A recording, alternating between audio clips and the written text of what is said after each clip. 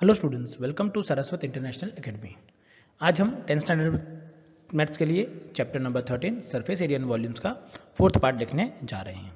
Last video में आपने combined solids का सरफेस एरिया क्या होता है उसके लिए कैलकुलेशन किया था।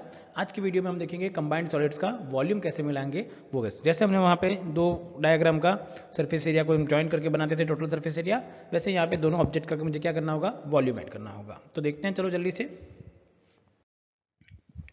तो मैंने कहा था हमारा केस होगा that volume of a combined solid. चलो, volume of a combined solid मुझे कैसे मिलेगा, पहले तो मुझे वो बताना चाहिए। चलिए सबसे पहले एग्जांपल ले लेंगे। मैंने बताया था एक सिंपल एग्जांपल ले रहा हूँ, मैं ले रहा हूँ आपका टेक्स्ट बुक का example number 5। Get that the Shanta runs an industry in a shed which is in the shape of a cuboid surmounted by a half cylinder see in the figure. मैं फिगर बताऊंगा आपको। चलो, if it the base of the this shed is in of a dimensions 7 meter by 15 meters and the height of the cuboid portion is 8 meter, then find the volume of the air in that shed can hold. Further, suppose that machinery in the shed occupies the total space of the 300 meter cube and there are 20 workers, each of where occupies about 0.08 meter cube space on the average. Then how much air is in the shed? Take pi equals to 22/7। चलिए यहाँ पे मुझे question में कुछ इस तरीके से बोला गया है कि मेरे पास एक सिलेंड्रिकल शेप में हाफ सेमी, देखो इस तरीके से मुझे एक शेड गिवन है, देखिए, और डायमेंशंस मुझे गिवन है। अब मुझे तो एक्चुअली बेस के डायमेंशन गिवन है, मतलब कि मुझे ये गिवन है कि ये मेरा 15 होना चाहिए और ये मेरा क्या होना चाहिए 8। पर मैंने बताया था कि एक रेक्टेंगल टाइप होता है, तो इस सेट की वैल्यू भी 15 हो जाएगी और मतलब ये होगा 7 है, सॉरी, तो ये भी क्या हो जाएगा 7। और हाइट मुझे गिवन है क्यूबिकल पार्ट की, क्या गिवन है 8 गिवन है। चलो मुझे इसका क्या फाइंड करना है, वॉल्यूम का फाइंड करना है। चलो वॉल्यूम के लिए क्या होगा कि मैं नीचे का तो बन गया क्यूबॉइड, तो वॉल्यूम ऑफ क्यूबॉइड हो जाएगा मेरा पहला केस, और ये सिलेंडर का हाफ वॉल्यूम निकालना पड़ेगा क्योंकि ये सेमी सिलेंडर है। सेमी सिलेंडर मतलब हाफ सिलेंडर यूज किया गया आपके लिए, सो मतलब उसका वॉल्यूम मुझे निकालना पड़ेगा। चलो सबसे पहले डायमेंशन, तो we can say now the length, breadth and the height of the cuboid are 15, 7 and 8 meters.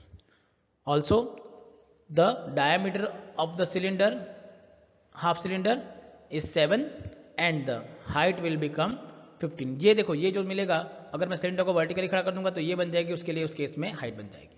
तो ये केस मुझे यहाँ पे उन्होंने दिया गया है। चलो now we have to calculate, मुझे क्या कैलकुलेट करना है उसके लिए, वॉल्यूम पहले केस में। तो चलो फर्स्ट केस में वॉल्यूम क्या होगा, तो वॉल्यूम का फॉर्मूला सीधा होगा कि that the required volume is equal to volume of cuboid plus half of volume of cylinder.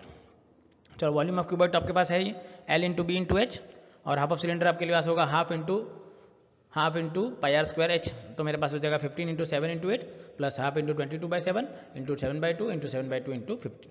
चलिए कैलकुलेशन करने के लिए देखिए, सबसे पहले आप यहाँ से इसे कैंसिल कर सकते हैं 15 से, ये कैंसिल होकर हो जाएगा आपके पास 11, आपके पास है 7 इंटू 15 इंटू 11 है आपके पास, इसे कैंसिल नहीं कर सकते।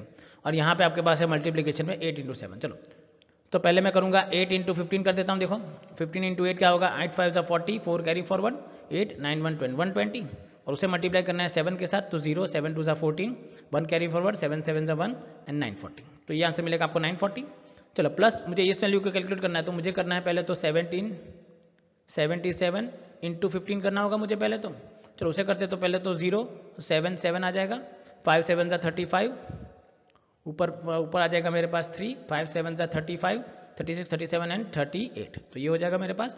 तो ये होगा 5 5, ऊपर चला जाएगा 7 8 9 10 और ये हो जाएगा 11। चलो प्लस मुझे क्या करना है 940 करना है, और डिवाइड बाय अब मुझे इसे क्या करना होगा 4 से भी डिवाइड करना है। चलो अब इसे डिवाइड करेंगे 4 से, तो मुझे क्या मिलेगा, देखो 4 2 8, तो मेरे पास बच जाएगा 2 3 5, 8 4 32, सो मेरे पास मिलेगा 3 और 5, अगेन 8 4 32, अगेन मुझे 3 मिलेगा। पॉइंट में निकालूंगा तो 30 हो जाएगा, तो 7 4 28 और 20 आएगा तो 5 आ जाएगा, तो 288.75। तो मेरे पास हो जाएगा 940 प्लस 288.75, तो ऐड करने पे मुझे मिलेगा इट इज 1128.75 मीटर क्यूब। तो इसको ऐड करने पे आपको ये आंसर इजीली मिल सकता है।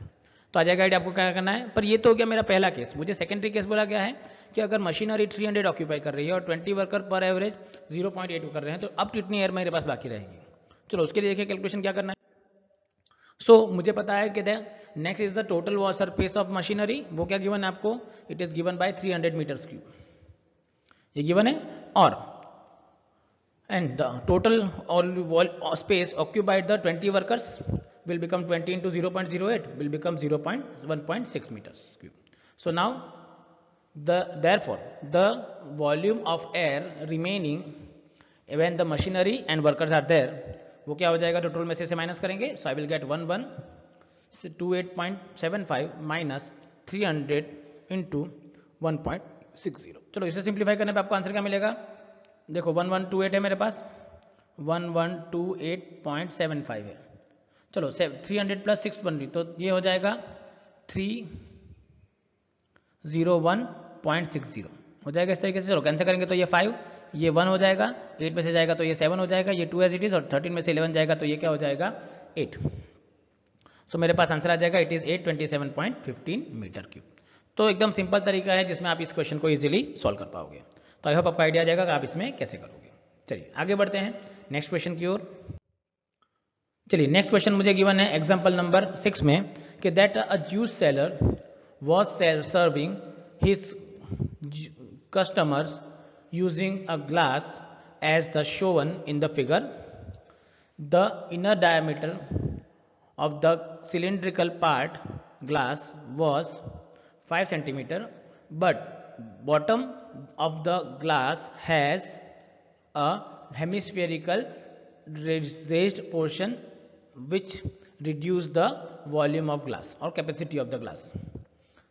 Then if the height of this part whole glass is 10 meter, then find the apparent capacity of the glass and its actual capacity in the glass. Use pi equals to 3.14। चलिए glass मुझे कुछ इस तरीके से दिखेगा, एक cylindrical glass है, नीचे सेमी हेमिस्फेरिकल माउंटेड। अब दिखने में अगर मैं इसे बाहर से दिखूंगा तो ये मुझे क्या दिखेगा, एक सिलेंडर दिखेगा, तो मैं निकालूंगा वॉल्यूम ऑफ सिलेंडर, पर वो हो जाएगी मेरी क्या हो जाएगी अपीयरेंट की, जैसे मुझे दिख रहा है। पर एक्चुअल कैपेसिटी क्या होगी कि सिलेंडर में से ये इतना पार्ट का जो वॉल्यूम है, ये वॉल्यूम मुझे क्या करना पड़ेगा, माइनस करना पड़ेगा, तब जाके मुझे इसकी क्या मिलेगी एक्चुअल कैपेसिटी। चलो तो अपीयरेंट देख लेते हैं। सो अब पता है कि डायमीटर ऑफ द ग्लास क्या है आपके पास 5, सो रेडियस क्या हो जाएगा 5/2 एंड हाइट आपको गिवन है 10 सेंटीमीटर। चलो so the apparent capacity of the glass will become pi r square h। चलो पाई के लिए 3.14, तो I will let 3.14 into 2.5 into 2.5 into 10 centimetre. चलो इसे नॉर्मली अगर आपको सॉल्व करना है तो मैंने कहा था डेसिमल में कन्वर्ट करोगे तो इजी रहेगा। ये हो जाएगा 314 divided by 100 into 5/2 into 5/2 into 10 हो जाएगा। चलो ये कैंसिल करोगे तो 10 कैंसिल हो जाएगा, यहाँ से 5 कैंसिल करोगे तो 157, और यहाँ से 5 कैंसिल करो तो ये 10 भी कैंसिल हो जाएगा। तो आपको सिर्फ करना है 157 इंटू 5 और बाद में इसे करना है डिवाइड बाई 2 करना है आपको, क्योंकि सॉरी डिवाइड बाई आपको क्या करना है, इसे 4 करना है, तो 4 से आप इसे इजीली कैलकुलेट कर सकते हो। तो 157 इंटू 5 करो डिवाइड बाई 4 करोगे तो आपके पास आंसर आ जाएगा इट इज 196.25। तो एकदम सिंपल तरीका है जिससे आप इसे इजीली कैलकुलेट कर पाओगे और एकदम बेस्ट वे में आप इसको कैलकुलेशन करके निकाल पाओगे। तो आई होप आपको आइडिया जाएगा इसमें क्या निकालेंगे हम लोग एक्चुअल कैपेसिटी। चलो ये तो हो गई अपीयरेंट कैपेसिटी। अब मुझे क्या निकालनी है, एक्चुअल कैपेसिटी क्या होगी। चलो एक्चुअल कैपेसिटी के लिए मुझे क्या करना पड़ेगा, मुझे पता है कि एक्चुअल कैपेसिटी के लिए मुझे वॉल्यूम ऑफ सिलेंडर में से वॉल्यूम ऑफ हेमिस्फीयर माइनस करना पड़ेगा। So therefore the actual capacity of the glass is equal to क्या होगा, मैंने बताया था that apparent capacity minus volume of hemisphere. चलो अपीयरेंट कैपेसिटी ढूंढनी है, वॉल्यूम ऑफ हेमिस्फीयर आपके पास है, तो I can say it is 196.25 minus 2/3 pi r cube. चलो वैल्यू डाल देंगे, so again you will get 196.25 2/3 into 3.14 into 2.5 into 2.5 into 2.5। यहाँ पे भी मैंने बताया कि आप इसे नॉर्मली करोगे तो ज़्यादा इजी रहेगा। You have 2/3, then you have 314 divided by 100, then 5/2 into 5/2 into 5/2। यहाँ पे आप 314 को कैंसिल करेंगे 2 से, तो यू विल गेट 157 और 5 2 ज़ा 10 और दूसरा 5 2 ज़ा भी क्या हो जाएगा 10 हो जाएगा। सो आपके पास बचेगा 157 इंटू 5 डिवाइडेड बाई 8 इंटू 3। इसे मल्टीप्लाई करोगे और डिवाइड करोगे तो आपको डेसिमल में आंसर तो मिल ही जाएगा। मैंने बताया आपको कैसे कैलकुलेट करके निकालना है इसका आंसर। तो ये करने पे आपको आंसर क्या मिलेगा इस केस में? So I will get it is 196.25 minus 32.71। चलो माइनस करने पे आपको आंसर मिल जाएगा, it is 163.54 centimetre square, sorry centimetre cube.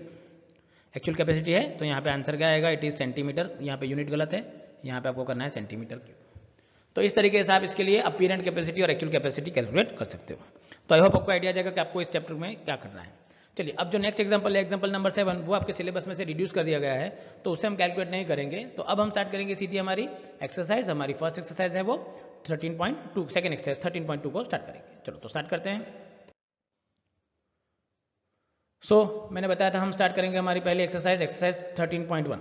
चलिए पहला क्वेश्चन आपको गिवन है, a solid in the shape of a cone standing on a hemisphere with the both radii being equal to the 1 centimeter and the height is of the cone is equals to its radius.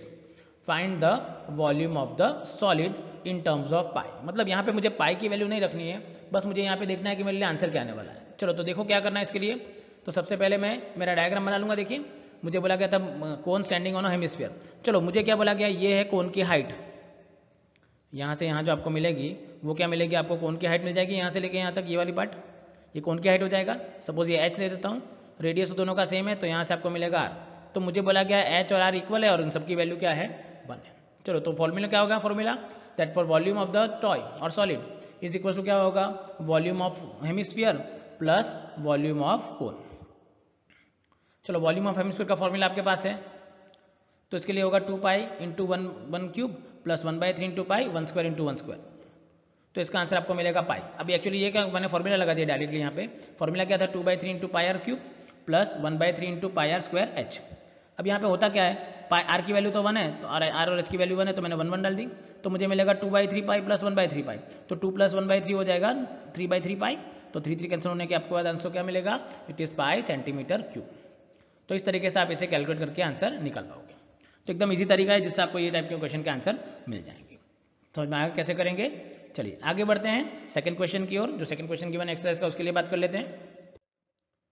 चलिए second question given है मुझे, Rachel is the English engineering student was asked to make a model shaped like a cylinder with 2 cones attached at its 2 ends by using a thin aluminum sheet.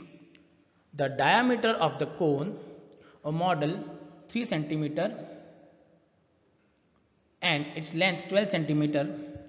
If each cone has a height of 2 centimeter, then find the volume. चलो मुझे बोला गया कि कैसा diagram बनाना है, पहले तो वो देख लेते हैं। तो मेरे पास है and of the air content in the model that the Rachel made.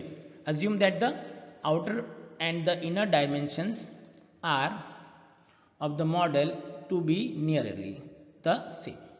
चलो मॉडल कैसा है कि सिलेंडर के 2 एंड में मुझे बनाने हैं कोन। कोन की हाइट मुझे गिवन है 2, मॉडल की हाइट गिवन है मुझे 8। तो मुझे ये सिलेंडर की हाइट अगर मुझे निकालनी है तो 12 माइनस 4 हो जाएगा, तो डेट विल बिकम 8। ये लिख सकता हूँ। डायमीटर है 3, तो रेडियस क्या हो जाएगा 3/2। तो सबसे पहले हम लोग यहाँ लिख सकते हैं यहाँ पे कि मेरे पास क्या डेटा है। मेरे पास सबसे पहले डेटा जो गिवन है उसके लिए लिखता हूँ। तो मुझे क्या मिलेगा सबसे पहले, तो I will get the radius of the base of the cylinder equals to radius of the base of the cone is equals to r, और उसकी वैल्यू क्या होगी 3/2। Similarly height of cone h1 2 and height of cylinder h will become 12 minus 4 which will become 8। h1 और h क्यों ले रहा हूँ, क्योंकि जहाँ पे 2 हाइट है, या तो आप इसमें कैपिटल h लेके भी कैलकुलेट कर सकते हैं। चलिए सो मुझे बोला गया that volume of the toy और volume of the object. So volume of object हो जाएगा 2/2 into 1/3 pi r square h1 plus pi r square h। कैसे होगा, वॉल्यूम ऑफ 2 कोन्स, तो 2 times of volume of 1 cone into volume of cylinder हो जाएगा। चलो value रख देते हैं जहाँ जहाँ है। पहले तो कॉमन क्या आ सकता है वो देखो, तो पाई आर स्क्वायर कॉमन आ रहा है, so I will get pi r square common निकालेंगे तो I will get 2/3 h1 plus h। चलिए अब कैलकुलेट करने पे मुझे क्या मिलेगा, पाई की वैल्यू ले लेंगे 22/7, आर स्क्वायर होगा 3/2 होल स्क्वायर, और ये होगा 2/3 इंटू 2 प्लस 8। चलो कैलकुलेट करेंगे तो क्या होगा, देखिए यहाँ पे तो मेरे पास देखो यहाँ पे सिंप्लीफाई होने के लिए थोड़ा सा कैलकुलेशन करूंगा, तो ये 22/7, ये 9/4, यहाँ पे 4/3 इंटू 8 है, तो 8 3 24, 24 प्लस 4 क्या होगा 28/3।